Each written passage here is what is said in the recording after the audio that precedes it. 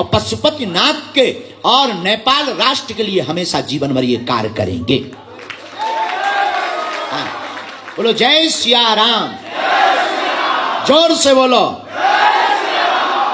तो हम एक बात और बता रहे थे, आहा,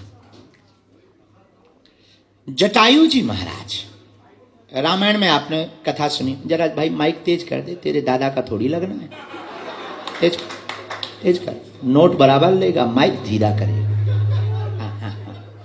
राम धन्य है, रामायण का एक पात्र श्री जटायु जी महाराज। जटायु जी के पंख रावण ने काट दिए,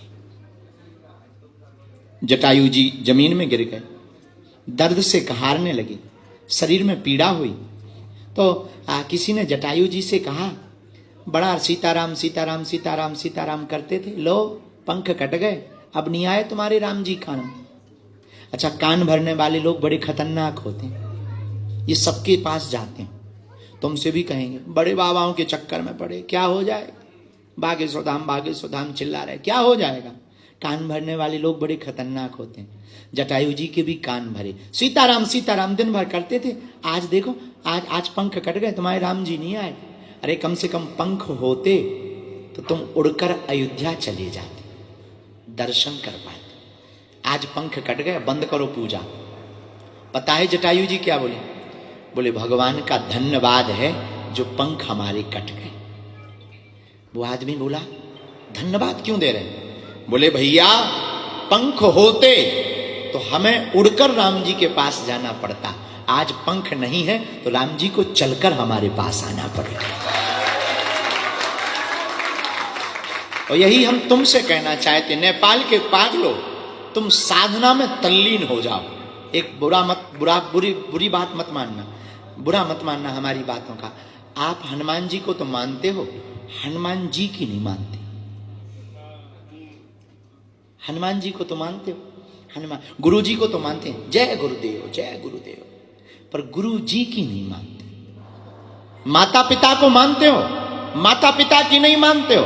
और मेरे पागलों, जितने भी लोग यहां बैठे, हम तुमसे प्रार्थना करेंगे, अगर तुम्हें कुछ पाना है, अगर तुम्हें कुछ बनना है, अगर तुम्हें कुछ उपलब्धि पानी है, तो आज की बात हमारी नोट करके घर जाना।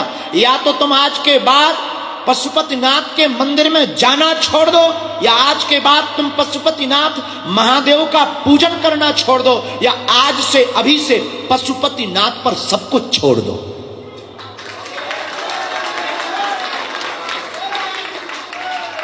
और जिस दिन आप बागेश्वरनाथ पर या पशुपतिनाथ पर आप सब कुछ छोड़ दोगे, हम दावे के साथ कहते हैं आपको पीछे मुड़कर नहीं देखना पड़ेगा।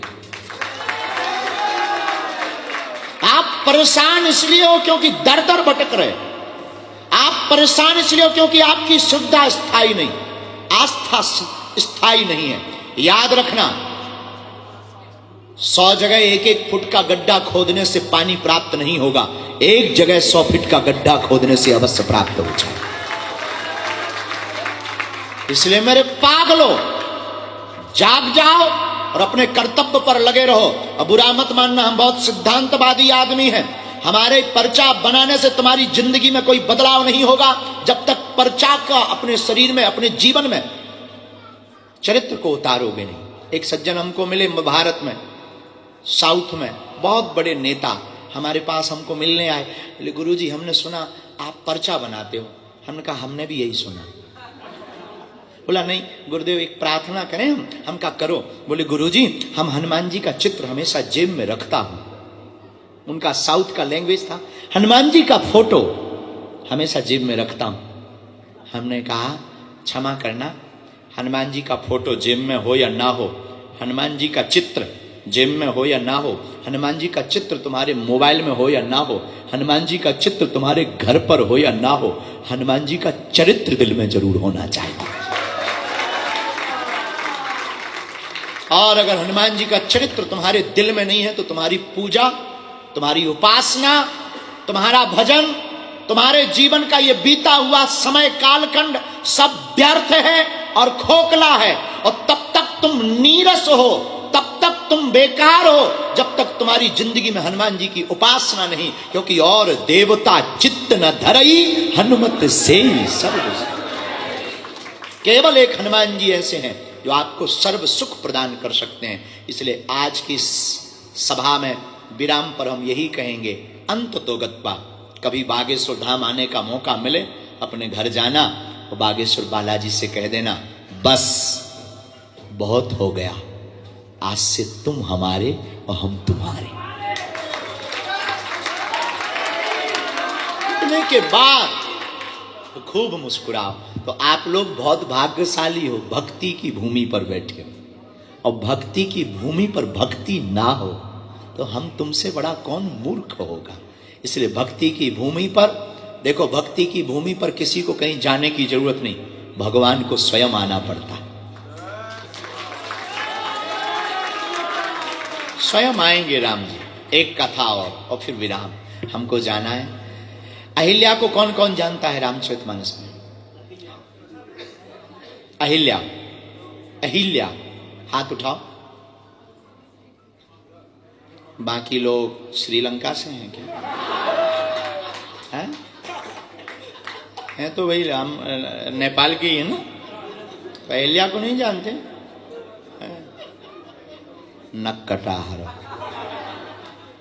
सुनो, अहिल्या वो है जो गौतम ऋषि की पत्नी, जिन्हें पत्थर बनने का श्राप मिला।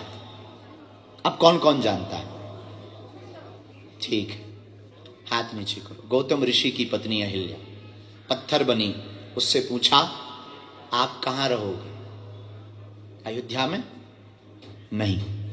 अहिल्या बोली, हम अयोध्या में नहीं रहे। फिर कहां रहोगी? अहिल्या बोली, हम जनकपुर की गली में रहेंगे। उससे पूछा, क्यों? बोले, अयोध्या में शायद भगवान के दर्शन ना हो। जनकपुर की गली में क्यों? बोले, भक्ति की नगर की गली में रह जाएंगे तो भगवान गुजरेंगे जरूर शादी के लिए।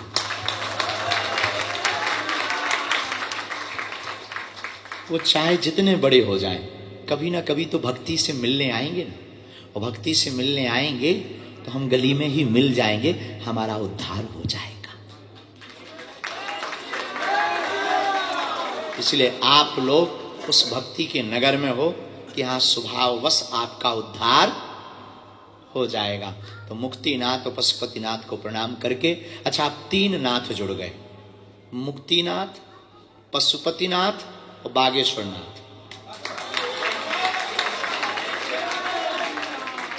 और तीन नाथों के हाथ में अगर अपनी नाथ हो, तीन नाथ के हाथ में अगर अपनी नाथ हो तो फिर कौन अनाथ होगा। इसलिए आप सब सनाथ हैं, मुस्कुराइए, हंसते रहिए और हम आपको मिलेंगे अब कथा में।